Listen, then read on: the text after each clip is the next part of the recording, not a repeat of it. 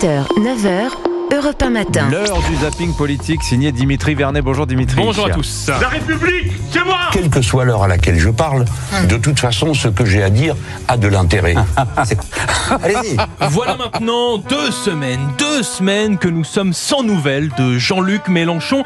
Mais pas de grande surprise, puisqu'il nous a prévenus lors de son dernier meeting. Je ne sais pas ce qui va se passer dans ce pays.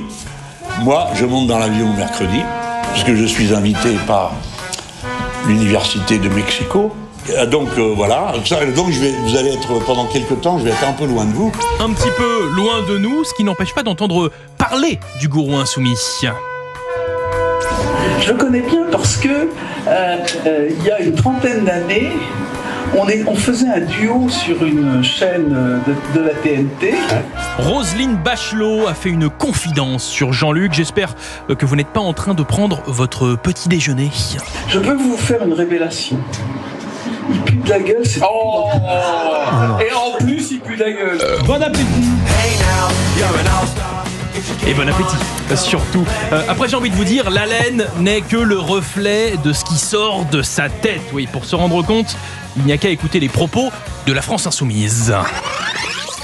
Puis je veux dire, les attentats aujourd'hui dans notre pays, c'est l'extrême droite en fait qui les commet. Donc La députée LFI Clémence Guettet, la semaine dernière, depuis, un attentat islamiste a une nouvelle fois frappé la France, commis par un Algérien sous OQTF. Le ministre de l'Intérieur, Bruno Retailleau, était sur TF1. Voilà un individu qui aurait dû être accepté par l'Algérie. L'Algérie n'a pas été, vos services ont essayé. À 10 reprises, mes services ont relancé le consulat algérien, sans jamais que celui-ci, que l'Algérie n'accepte quelqu'un qui était né en Algérie. Réponse de la députée européenne insoumise Manon Aubry au micro de France Info. Je pense que la méthode choisie par le ministre de l'Intérieur, qui est de monter le niveau de tension avec l'Algérie, n'est pas la bonne méthode.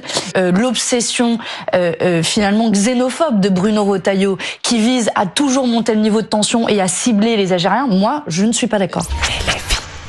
Vous connaissez le slogan, quand c'est pourri, c'est signé LFI. LFI ou Dominique de Villepin? Bruno Retailleau veut croire que le rapport de force va tout arranger. Si c'était vrai, ça se saurait. Donc là, je trouve qu'il y a une forme d'amateurisme. Capitaine Zéro était l'invité de BFM TV hier soir. Et pas de doute, on sait pour qui roule Dominique de Villepin. Une dernière question sur l'Algérie. Est-ce que c'est une dictature? Vous savez, je vais vous raconter une petite histoire. Ah, ça c'est souvent une. Quand on commence la réponse comme ça, c'est qu'on n'a pas envie de répondre. Non, monsieur, parce que vous voyez bien, si je vous dis aujourd'hui que c'est une dictature, je rentre dans un scénario qui me conduit, sur le plan politique et diplomatique, à une impasse totale dans nos relations avec l'Algérie.